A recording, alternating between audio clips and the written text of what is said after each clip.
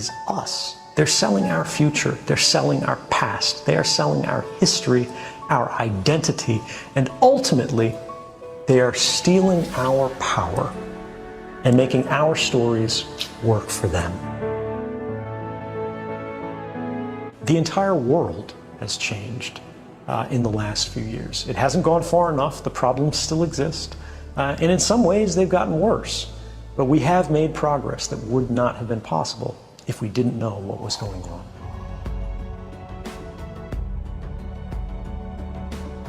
Related question, what today can the government do to your phone and your laptop, the phone and laptop of any American?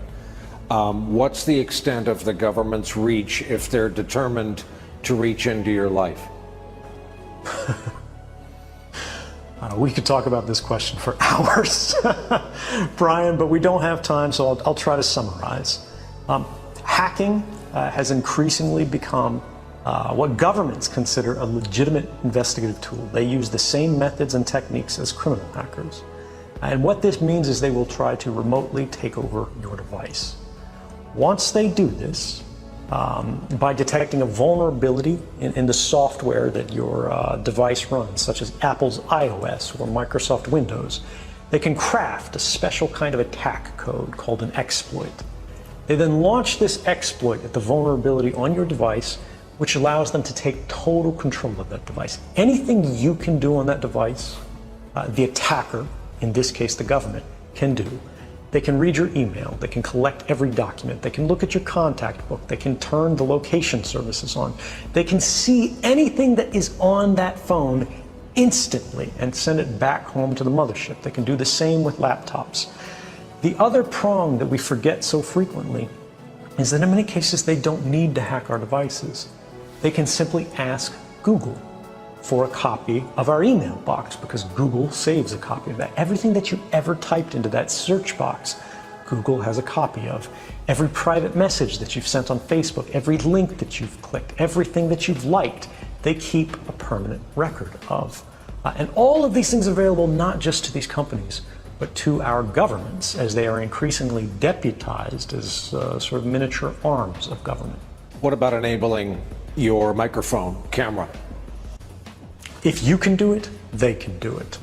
It is trivial to remotely turn on your microphone or to activate your camera, so long as you have systems level access. If you had hacked someone's device remotely, anything they can do, you can do. They can look up your nose, right? They can record what's in the room. The screen may be off as it's sitting on your desk, but the device is talking all of the time. The question we have to ask is, who is it talking to? Even if your phone is not hacked, right now, you look at it, it's just sitting there on the charger. It is talking tens or hundreds or thousands of times a minute to any number of different companies who have apps installed on your phone. It looks like it's off, it looks like it's just sitting there, but it is constantly chattering.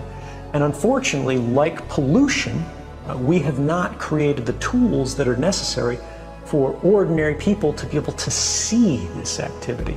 And it is the invisibility of it that makes it so popular and common and attractive for these companies. Because if you do not realize they're collecting this data from you, this very private and personal data, there's no way you're going to object to it. What about the public attitude held by millions of everyday Americans? All I've got on a computer is pictures of my family, CCTV cameras that are prevalent in a ton of American cities and overseas capitals. Those cameras are your friend if you're innocent and have nothing to hide. Well, I'd say that's very much what the average Chinese citizen believed, or perhaps even still to this day believes. But we see how these same technologies are being applied to create what they call the social credit system. If any of these family photos, if any of your activities online, if your purchases, if your associations, if your friends are in any way different from what the government or the powers that be of the moment would like them to be, You're no longer able to purchase train tickets. You're no longer able to board an airplane. You may not be able to get a passport. You may not be eligible for a job. You might not be able to work for the government. All of these things are increasingly being created and programmed and decided by algorithms. And those algorithms are fueled by precisely the innocent data that our devices are creating all of the time, constantly, invisibly, quietly, right now. Our devices are casting all of these records that we do not see being created, that in aggregate seem very innocent. You were at Starbucks at this time. You went to the hospital afterwards. You spent a long time at the hospital. After you left the hospital, you made a phone call. You made a phone call to your mother. You talked to her until the middle of the night. The hospital was an oncology clinic. Even if you can't see the content of these communications, the activity records, what the government calls metadata, which they argue they do not need a warrant to collect, tells the whole story. And these activity records are being created and shared and collected and intercepted constantly by companies and governments.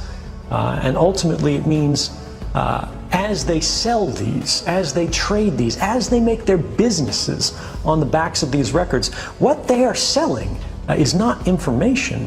What they're selling is us. They're selling our future. They're selling our past. They are selling our history, our identity, and ultimately, they are stealing our power and making our stories work for them. What devices do you use in your life now, and have you accepted the notion that you are watched rather constantly? Well, probably every intelligence in the world is definitely targeting me and trying to learn anything they can, just as they did with Jamal Khashoggi, in regards to what are my plans and intentions. I try not to make that easy for them. If I get a smartphone and I need to use a phone, I actually open it up before I use it. I perform a kind of surgery on it to physically desolder or sort of melt the metal connections that hold the microphone on the phone.